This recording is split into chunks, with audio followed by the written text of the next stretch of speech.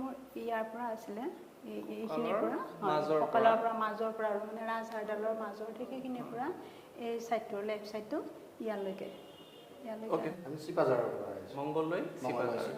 মানে খোজ কাঢ়িব নোৱাৰা হৈ আহিছিলোঁ মানে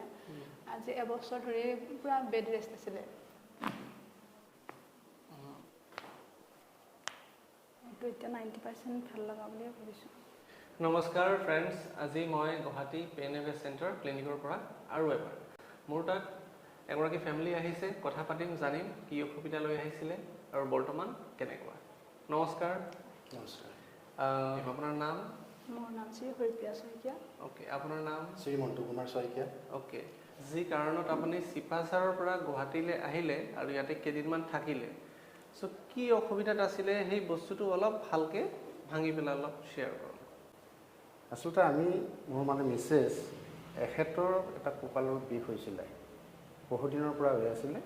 কঁকালৰ বিষটো তাৰমানে এনেকুৱা হৈছিলে তেওঁ থিয় হৈ থাকিব নোৱাৰে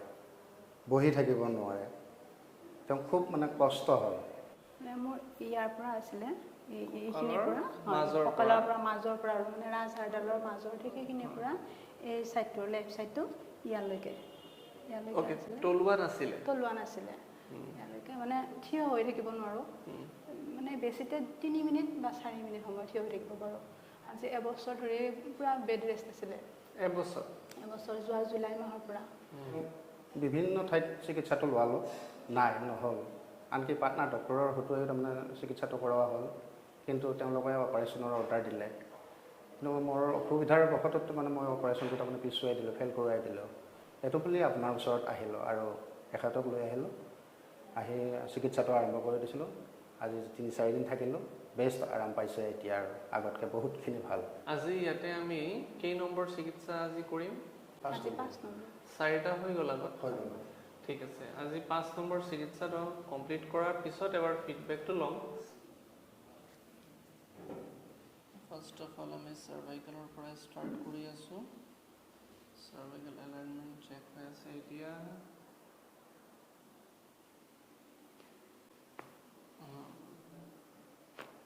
ঢিলা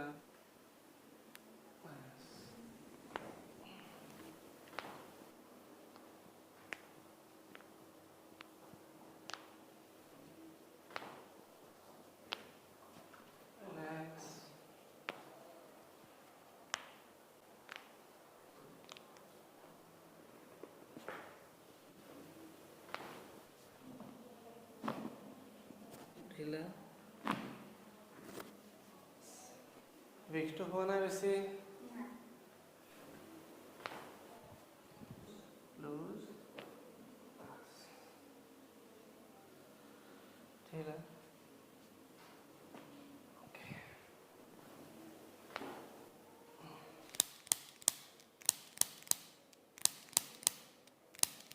এতিয়া কেনেকৈ উঠিব আপুনি উঠক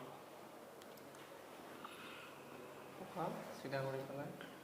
এতিয়া আমি খোজকাঢ়ি পেলাই চাওঁ কেনেকুৱা লাগি আছে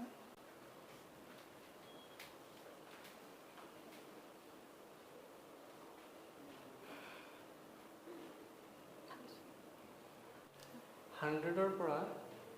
কিমান ভাল বুলি লাগি আছে আপোনাক মোৰতো এতিয়া 90% ভাল লগা বুলি ভাবিছোঁ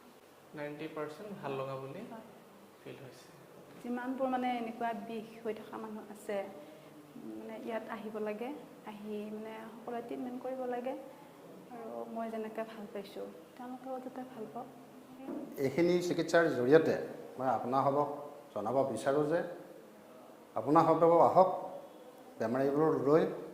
আহি ইয়াতে চিকিৎসা কৰক আৰু বহুখিনি 100% ভাল পাই যাব মই এইখিনিকে আপোনাসৱক জনালোঁ